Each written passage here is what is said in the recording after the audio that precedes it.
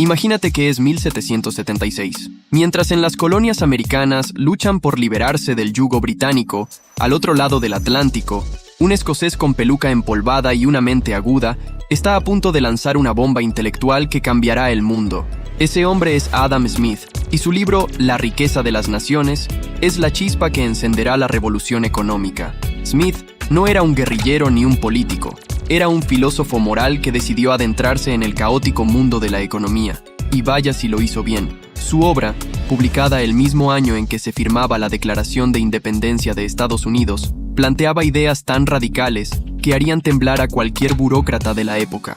En ese entonces, la economía estaba dominada por el mercantilismo, una teoría que básicamente decía que la riqueza de una nación dependía de acumular oro y plata a través de un comercio superregulado. Pero Smith, con su enfoque más libre y racional, llegó a decir que la riqueza verdadera de una nación no está en los cofres de los tesoros, sino en su capacidad de producir bienes y servicios. Así de simple y revolucionario. ¿Cómo hizo Smith para destronar estas ideas tan arraigadas? Con observación aguda y una lógica implacable. Y con un poquito de la sagacidad escocesa, claro está. Pero antes de adentrarnos en sus conceptos más jugosos, vamos a ver quién era este Adam Smith y cómo su contexto influyó en su pensamiento. Smith nació en Kirkcaldy, un pequeño pueblo en Escocia, y desde joven mostró una inteligencia sobresaliente. Estudió en la Universidad de Glasgow y luego en Oxford, pero encontró esta última aburrida y sofocante. Volvió a Escocia y se convirtió en profesor de filosofía moral. Fue durante sus años como profesor que empezó a gestar las ideas que más tarde plasmaría en La riqueza de las naciones. Smith era un hombre adelantado a su tiempo, un visionario que supo ver más allá de las políticas restrictivas y los controles opresivos, proponiendo una economía basada en la libertad individual y el crecimiento a través del trabajo y la producción. Pero no nos adelantemos demasiado. Ahora que conocemos un poco más sobre este genio escocés, veamos sus ideas más influyentes, empezando por esa famosa mano invisible. Ah, la mano invisible. No es un truco de magia de esos que te sacan una moneda de detrás de la oreja, aunque algunos economistas la traten como tal. La mano invisible de Adam Smith es uno de los conceptos más célebres y a menudo malinterpretados de la economía. Esencialmente, es una metáfora para describir cómo los individuos, al buscar su propio interés personal, sin darse cuenta, terminan beneficiando a toda la sociedad. Pongamos un ejemplo sencillo y cotidiano. Imagina que abres una pequeña panadería. No lo haces por caridad o por el amor al prójimo, aunque quizás un poco sí, si te gusta ver a la gente disfrutar de tu pan recién horneado. Lo haces porque quieres ganarte la vida. Ahora, para atraer a más clientes, te esfuerzas en hacer el mejor pan de la ciudad. Contratas buenos panaderos, eliges ingredientes de calidad y fijas precios competitivos. Los clientes felices compran tu pan, tus empleados tienen trabajo y tú haces dinero. Nadie te obligó a hacer esto por el bien común, pero de alguna manera, al buscar tu propio beneficio, contribuyes al bienestar de la comunidad. Esa es la mano invisible en acción. Smith observó que cuando las personas tienen la libertad de elegir y de actuar según sus propios intereses, se crean mecanismos automáticos que ajustan la oferta y la demanda, equilibrando el mercado. Piensa en el mercado como una fiesta. Si hay demasiadas bebidas y pocos aperitivos, la gente empieza a demandar más aperitivos. Los proveedores se dan cuenta y ajustan la producción, evitando que la fiesta se quede sin comida. Ahora, aquí viene lo interesante, y graciosamente triste. Algunos piensan que la mano invisible es una especie de deidad económica que puede resolver cualquier problema, como si fuera capaz de arreglar incluso los mayores desastres económicos solo con un chasquido de dedos. Pero no, la realidad es más compleja. Smith sabía que la mano invisible tiene sus limitaciones y que a veces necesita un pequeño empujón o corrección. La ironía está en cómo este concepto ha sido usado y abusado en debates económicos. Algunos lo han tomado como una excusa para dejar que el mercado haga lo que le plazca, sin ninguna regulación. Otros, con un poco más de sentido común, reconocen que aunque la mano invisible puede hacer mucho, no puede hacerlo todo. Necesita una estructura legal y moral que la guíe. Así que la próxima vez que escuches sobre la mano invisible, recuerda que no es una varita mágica. Es una elegante teoría que, cuando se entiende bien, explica cómo los mercados pueden funcionar de manera eficiente y armoniosa, siempre y cuando no olvidemos que detrás de esa mano hay personas con necesidades, deseos y sí, a veces con una buena dosis de avaricia. Vamos a hablar de un concepto que, aunque suene a jerga de oficina moderna, tiene sus raíces en el siglo XVIII, la división del trabajo. Adam Smith no solo entendió su importancia, sino que la convirtió en una pieza central de su teoría económica. Smith lo ilustra de manera magistral con un ejemplo sencillo pero potente: la fabricación de alfileres. Imagina una fábrica en la que una sola persona intenta fabricar un alfiler de principio a fin. Esa persona tiene que estirar el alambre, cortarlo, afilarlo y finalmente ponerle una cabeza. Si lo hace todo sola, puede que solo logre producir unos cuantos alfileres al día. Ahora, divide esas tareas entre varias personas, cada una especializada en una parte del proceso. El resultado es una producción en masa de alfileres, mucho más eficiente y rápida. Esa es la magia de la división del trabajo. ¿Por qué es esto tan relevante? Porque, según Smith, la especialización permite a los trabajadores volverse extremadamente buenos en una sola tarea, lo que incrementa la productividad de manera exponencial. Este principio no solo se aplica a la fabricación de alfileres, sino a prácticamente cualquier sector de la economía. En las fábricas modernas, en las oficinas y hasta en nuestras propias casas, la especialización y la división de tareas son esenciales para la eficiencia. Para traerlo a la vida cotidiana, piensa en un equipo de fútbol. Si todos intentaran ser el portero, sería un desastre. Cada jugador tiene una función específica: delanteros para marcar goles, defensas para evitar que los marquen, y el portero para parar balones. Es la coordinación y especialización lo que permite que el equipo funcione como una máquina bien engrasada. Pero, claro, no todo es perfecto. Smith también advirtió sobre los posibles inconvenientes de esta división extrema del trabajo. La monotonía y la alienación son peligros reales cuando los trabajadores están atrapados en tareas repetitivas y aburridas. En una fábrica, por ejemplo, estar todo el día ajustando un tornillo puede volver loco a cualquiera.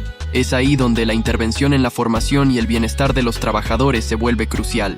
Graciosamente, en algunas empresas modernas, la división del trabajo ha llegado a tal punto que a veces parece que algunos empleados se especializan en el arte de las reuniones innecesarias, mientras otros perfeccionan la técnica de responder correos con respuestas vagas y sin compromiso. A pesar de todo, la división del trabajo sigue siendo uno de los pilares sobre los que se construye nuestra economía actual. Desde las cadenas de montaje de Henry Ford hasta los call centers en la India, la especialización ha permitido una eficiencia y una productividad que eran inimaginables en la época de Smith. Y es precisamente esta capacidad de dividir y conquistar lo que permite a las sociedades modernas alcanzar niveles de riqueza y desarrollo que, en su tiempo, habrían parecido pura fantasía. Ahora que ya entendemos la mano invisible y la división del trabajo, vamos a meternos en el terreno donde realmente se juegan los grandes partidos económicos: el libre mercado y la competencia. Según Adam Smith, estos son los motores que impulsan el progreso y la innovación. Y la verdad, hay que reconocerle al escocés que tenía razón en muchos aspectos. Smith argumentaba que en un mercado libre, donde la competencia es la norma, las empresas y los individuos están constantemente incentivados a mejorar sus productos y servicios. ¿Por qué? Porque si no lo hacen, alguien más lo hará y se llevará a sus clientes. Es la ley de la selva económica, pero con trajes y corbatas en lugar de pieles y lanzas. Imagina una ciudad con solo una pizzería. Sin competencia, el dueño puede relajarse, ofrecer una pizza mediocre y cobrar lo que quiera. Pero si de repente abre otra pizzería en la esquina, comienza la batalla. Cada una tratará de hacer la mejor pizza al mejor precio para atraer a los clientes. El resultado: los amantes de la pizza salen ganando con mejores opciones y precios más bajos. Esa es la esencia del libre mercado y la competencia. Todos nos beneficiamos de la lucha por ser el mejor. Sin embargo, aquí es donde la ironía regresa. Algunos creen que el libre mercado es una especie de paraíso donde todo se autorregula mágicamente. En la realidad, el libre mercado puede ser un campo de batalla brutal. Empresas gigantes pueden aplastar a las pequeñas con estrategias poco éticas, y sin una mínima regulación, se puede caer en prácticas monopólicas que distorsionan el mercado. Adam Smith no era ciego a estas realidades. De hecho, aunque era un defensor acérrimo del libre mercado, también reconocía la necesidad de cierto grado de regulación. Sabía que, sin reglas, los jugadores más poderosos podían manipular el sistema en su favor, dejando a los consumidores y a los pequeños empresarios en la estacada. El libre mercado a veces parece más un libre para todos, donde las grandes corporaciones juegan Monopoly en la vida real, comprando y vendiendo a su antojo, mientras los pequeños negocios tratan de sobrevivir con estrategias creativas como compre uno y llévese otro al doble del precio. Regresando, La competencia no solo impulsa la calidad y la eficiencia, sino que también fomenta la innovación. En un ambiente competitivo, las empresas deben constantemente buscar nuevas formas de mejorar y diferenciarse. De aquí salen las grandes ideas y las innovaciones tecnológicas que transforman nuestras vidas. Los teléfonos inteligentes, los autos eléctricos, muchas de las cosas que damos por sentadas hoy, nacieron de la presión competitiva. Pero no olvidemos que la competencia también tiene su lado oscuro. Puede llevar a condiciones laborales precarias, a la explotación de recursos y a una obsesión por el beneficio a corto plazo que a veces pasa por alto el bienestar a largo plazo de la sociedad y del medio ambiente. El libre mercado y la competencia son como el motor de un coche deportivo, potentes y capaces de llevarnos muy lejos, pero si no se controlan adecuadamente, pueden hacer que perdamos el control y acabemos en un desastre. La clave está en encontrar el equilibrio adecuado entre libertad y regulación para asegurar que todos puedan beneficiarse de este sistema. Ya hemos hablado de la mano invisible, la división del trabajo y la competencia feroz del libre mercado, pero llega el momento de abordar un tema que siempre desata pasiones: la intervención gubernamental. Adam Smith, aunque a veces retratado como un defensor del laissez-faire sin restricciones, tenía una visión más matizada. Sabía que, a veces, la mano invisible necesita un pequeño empujón de la mano visible del gobierno. Smith reconocía que había ciertos ámbitos donde el mercado, por sí solo, no podía garantizar resultados óptimos. Incluso el mercado más libre del mundo necesita algunas reglas del juego para que no se convierta en el lejano oeste. Para Smith, la intervención del gobierno era necesaria en 3 áreas clave: la defensa nacional, la administración de justicia y la provisión de bienes públicos. Primero, la defensa nacional. Sin un Estado fuerte que proteja a sus ciudadanos, cualquier intento de mantener un mercado libre se iría a la... Ya saben, imagínate intentar hacer negocios en una ciudad sin policía, donde los saqueadores hacen de las suyas. No importa cuán eficiente sea tu producción de alfileres, si alguien puede robarse tu mercancía sin consecuencias, estás frito. Segundo, la administración de justicia. Aquí Smith era claro: sin leyes y sin un sistema judicial que funcione, la confianza en los negocios desaparece. Si los contratos no se respetan y no hay consecuencias legales para el fraude, el caos reina. En este sentido, un sistema judicial robusto es esencial para cualquier economía sana. Y tercero, la provisión de bienes públicos. Smith entendía que había ciertas cosas que el mercado no proveería adecuadamente por sí solo, como las carreteras, los puentes y, en su época, incluso la educación básica. Estos bienes y servicios son fundamentales para el desarrollo económico, pero no son necesariamente rentables para la inversión privada. Por eso, el gobierno debe intervenir para asegurarse de que estén disponibles para todos. Ahora, hagamos un paréntesis sobre cómo algunos gobiernos interpretan la intervención. En teoría, se trata de crear un marco que permita al mercado funcionar mejor y proteger a los ciudadanos. En la práctica, a veces parece que los gobiernos se olvidan de la teoría y se dedican a inmiscuirse en todos los aspectos de la vida económica, a menudo con resultados desastrosos. Cosas como regulaciones absurdas que ahogan la innovación, impuestos que parecen castigar el éxito. La intervención gubernamental puede ser un arma de doble filo. Un ejemplo claro es cuando los gobiernos intentan controlar precios. La intención puede ser noble, como proteger a los consumidores de precios excesivos, pero a menudo termina en escasez y mercados negros. Piensa en los controles de precios de los alquileres. Aunque se busca hacer la vivienda accesible, el resultado puede ser menos incentivos para los propietarios de alquilar, menos mantenimiento de las propiedades y, al final, una oferta de viviendas que no satisface la demanda. Entonces, ¿cuándo y cómo debería intervenir el gobierno?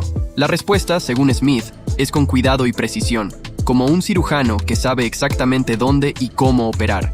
La intervención debe ser limitada, enfocada en crear un entorno donde el libre mercado pueda florecer sin caer en el caos, pero sin sofocar la innovación y la eficiencia con una maraña de regulaciones. En el mundo actual, los debates sobre la intervención gubernamental son tan vigentes como en la época de Smith. La regulación de las grandes tecnológicas, las políticas fiscales para enfrentar las crisis económicas, entender cuándo y cómo intervenir, es crucial para mantener el equilibrio entre libertad económica y justicia social. Y aquí estamos, en la última parte de nuestro viaje a través del legado de Adam Smith. Hemos visto la mano invisible, la división del trabajo, la feroz competencia del libre mercado y la intervención gubernamental. Ahora toca ver cómo todas estas ideas han influido en la economía contemporánea y qué críticas y desarrollos han surgido a partir de ellas. Primero, es innegable que, La riqueza de las naciones sigue siendo una obra de referencia en economía. La mayoría de los economistas modernos, independientemente de sus inclinaciones ideológicas, reconocen la influencia de Smith. Sus ideas han sido la base para la teoría del libre mercado, que ha guiado la política económica en gran parte del mundo occidental durante los últimos 2 siglos. Desde las reformas de libre mercado en la Inglaterra victoriana hasta las políticas de desregulación en la era de Reagan y Thatcher, Smith ha dejado su huella indeleble. Pero, ¿qué ha pasado con sus ideas en el siglo XXI? Aquí es donde las cosas se ponen interesantes. Si Smith pudiera ver nuestro mundo globalizado, probablemente se sorprendería, no solo por los avances tecnológicos, sino por cómo sus ideas han sido reinterpretadas y, en algunos casos, distorsionadas. Tomemos, por ejemplo, la globalización. La teoría de Smith sobre el libre comercio sugiere que los países deberían especializarse en producir lo que hacen mejor y comerciar entre sí para obtener otros bienes. En teoría, esto beneficia a todos. En la práctica, ha llevado a una compleja red de cadenas de suministro globales que, aunque eficientes, también son increíblemente frágiles, como vimos durante la pandemia de COVID-19. La interdependencia económica mundial ha hecho que un problema en una parte del mundo pueda tener repercusiones masivas en otros lugares, algo que Smith no habría podido prever. Otra crítica importante es la cuestión de la desigualdad. Mientras que la competencia y el libre mercado han generado una increíble cantidad de riqueza, esa riqueza no siempre se ha distribuido de manera equitativa. En muchos países, la brecha entre ricos y pobres ha crecido, lo que ha llevado a un renovado interés en la regulación y la intervención gubernamental para corregir estas disparidades. Aquí, los críticos de Smith argumentan que, si bien el libre mercado es eficiente, no necesariamente es justo, y sin ciertas correcciones, puede llevar a una concentración de riqueza y poder que distorsiona la democracia misma. Los desarrollos en teoría económica también han matizado las ideas de Smith. La economía del comportamiento, por ejemplo, ha demostrado que los seres humanos no siempre actúan racionalmente, como Smith suponía. Somos propensos a sesgos, a comportamientos irracionales y a decisiones basadas más en emociones que en lógica fría. Esto ha llevado a nuevas teorías y políticas que intentan corregir estos fallos del mercado a través de nudges o empujones sutiles para mejorar las decisiones individuales y colectivas. Además, la economía ecológica ha cuestionado la premisa de crecimiento infinito en un planeta finito. Los problemas ambientales, como el cambio climático y la degradación de los ecosistemas, requieren intervenciones que no están contempladas en el modelo del libre mercado de Smith. Aquí, la necesidad de una intervención gubernamental fuerte es clara para regular el uso de recursos y proteger el medio ambiente para las futuras generaciones. Como cualquier obra monumental, la riqueza de las naciones no es un texto sagrado, sino un punto de partida para el entendimiento y la mejora continua de cómo organizamos nuestras sociedades y economías. Entonces, ¿qué nos queda hoy de Adam Smith? Una lección eterna sobre la importancia de la libertad económica, pero también un recordatorio de que, para que esa libertad beneficie a todos, debe estar equilibrada con justicia, regulación y una consideración cuidadosa de las consecuencias a largo plazo. Si disfrutaste este viaje por el pensamiento de Adam Smith y su legado, no olvides darle like y suscribirte para más contenidos que hablen de las grandes ideas que han moldeado nuestro mundo. ¿Qué opinas tú sobre la intervención gubernamental en la economía? Déjame tu comentario y sigamos la conversación. Hasta la próxima. Y recuerda, la economía puede ser tan fascinante como cualquier thriller, solo hay que saber dónde mirar.